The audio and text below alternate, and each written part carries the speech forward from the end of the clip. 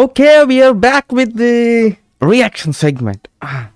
మిరాయి మీద చాలా డౌట్స్ ఉన్నాయి. So let's clarify with this teaser. అంటే క్లారిఫై చేస్తారేమో చూద్దాం.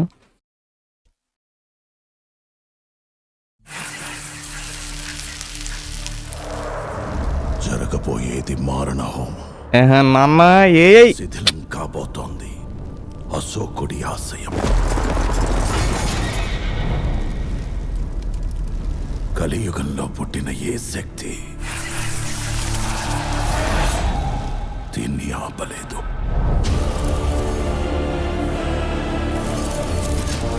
ఇలాంటి రైతుని ప్రొఫెసర్ చిన్నప్పుడు నన్ను కొట్టింది. Now it's my turn.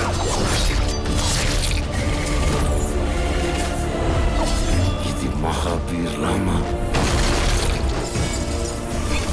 భూమి మీద చెయ్యబోయే సంతకం.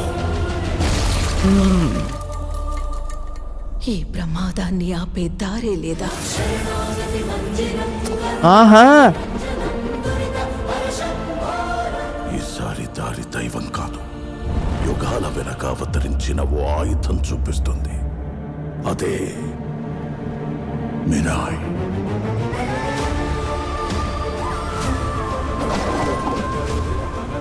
నువ్వు యోధావే, కానీ నువ్వెవరో నీకే తెలియని యోధావే. సమాధానం కోసం బయట కాదు, లోపల వెతుకు. 9 books, 100 questions.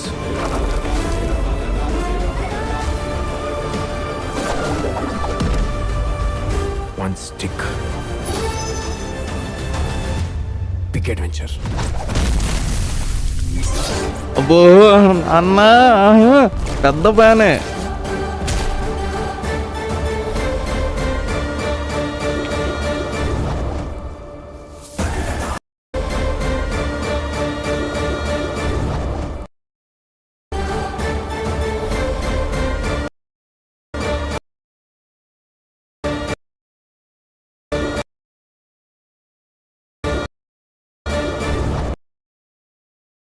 ట్రైన్ మీద ఓకే, మనం డిస్కస్ చేద్దాం. Okay late. Okay okay.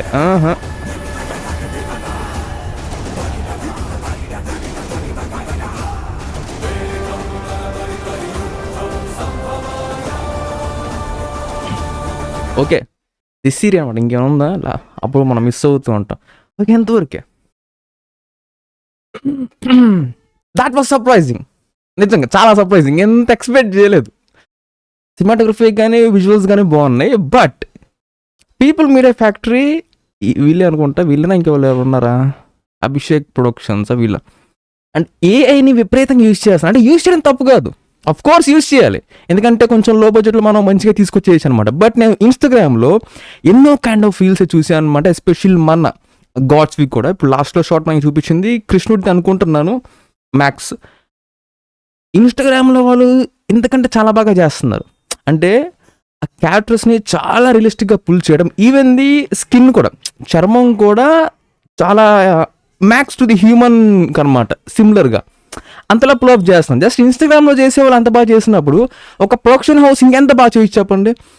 So అది లాస్ట్ది పెద్ద బాగాలేదు. స్టార్టింగ్ అయితే అసలు ఏ యూజ్ చేయండి అబ్బా, మరీ దొరికిపోయేంత రేంజ్లో యూజ్ చేయొద్దు అసలు.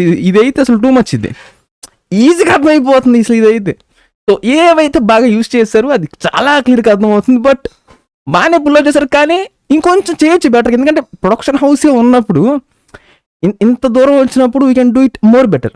అండ్ ఇది పక్కన పెట్టేస్తే మంచు మనోజ్ గారిది మాత్రం వావ్, చాలా కాలం తర్వాత చాలా మంచి రోల్ పడింది అనుకుంటాను. అండ్ ఆయనకు వచ్చే పవర్స్ కూడా బ్లాక్ కలర్ శాండ్ ఏదైతే ఉందో ఎయిర్ నుంచి, అంటే మొత్తం ఇంకా ఆయన ఆధీనంలో ఉంటుంది అనమాట.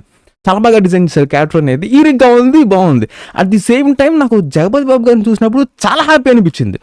ఎందుకంటే గత ఎన్నో సంవత్సరాలను చూసుకుంటే ఒక out of the box look పరంగా కావచ్చు, క్యారెక్టర్ పెద్దగా ఏం కనిపించలేదు. బట్ అంటే ఇవి కాదు, లుక్ పరంగా మేకర్ కంప్లీట్గా అనమాట. అండ్ దీంట్లో మాత్రం హెయిర్ కానీ బియర్డ్ కానీ చాలా ఫ్రెష్గా చాలా బాగున్నారు.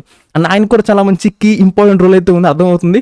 అండ్ కమింగ్ టు ది మన తేజ సజ్జ గారు, ట్రైన్ మీద పరిగెత్తే చోట మీరు జస్ట్ నార్మల్గా పరిగెడతానంటే వద్దు, అబ్బో వద్దు. కానీ నేను ఎందుకు అన్నిసార్లు పాజ్ చేశానంటే స్టిక్ ఉంది కదా, ఆ స్టిక్లో సంథింగ్ పవర్ ఉండిద్ది అనుకుంటున్నాను. అఫ్కోర్స్ 100% ఉండిద్ది, లేకపోతే విలన్కి హీరోకి ఆ పోటీ అనేది ఉండదు. ఎందుకంటే ఆయన ఒక పక్క అంతా చాలా స్ట్రాంగ్గా ఉన్నాడు కాబట్టి మంచు మనోజ్ గారు. సో 100% స్టిక్కి పవర్ ఉండిద్ది. సో ఆ స్టిక్ పట్టుకున్నప్పుడు ఏదైనా చేసేయచ్చు, అంటే పవర్స్ వచ్చేస్తాయి కాబట్టి ఏదైనా చేసేయచ్చు అనుకుంటున్నాను. సో ఆ విధంగా స్టిక్తో పాటు ట్రైన్ మీద పరిగెత్తాలి అనుకున్నా, కానీ ఇక్కడ స్టిక్ కనిపించలేదు. గాల్లో ఉన్నప్పుడు స్టిక్ అది కనిపించింది. సరే అని చెప్పేసి సరౌండింగ్స్ చూస్తున్నా, అంటే ఆ స్టిక్ అని పొరపాటున ఇలా చేపెట్టినమ్మటనే ఈయన దగ్గరకు వచ్చేసేయటం.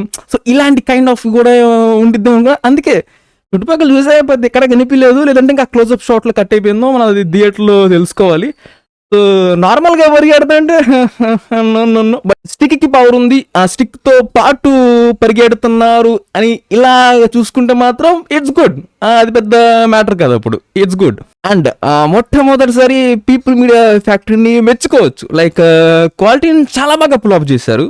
లిటరల్లీ అసలు చాలా బాగా పుల్అప్ చేశారు అనమాట. That was really surprising man. Keep it up. Next వచ్చే రాజసాబ్ కూడా కొంచెం చూద్దాం. Hoping best. అంటే థియేటర్లో అసలైన సినిమాలే అండి. మీకున్న స్టాంప్ అనేది పోవాలంటే we need to wait for the theatre big screen మీద.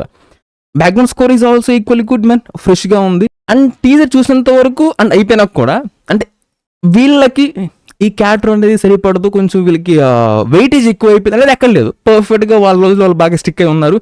And app man. సో మొత్తానికి అయితే డౌట్స్ అయితే క్లియర్ అయ్యాయి. ఈ 2-3 డౌట్లు ఉన్నాయంతే. ఇది ఆబ్వియస్లీ ఇంకా థియేటర్కి క్లియర్, బట్ మెయిన్గా అయితే క్లియర్ అయింది.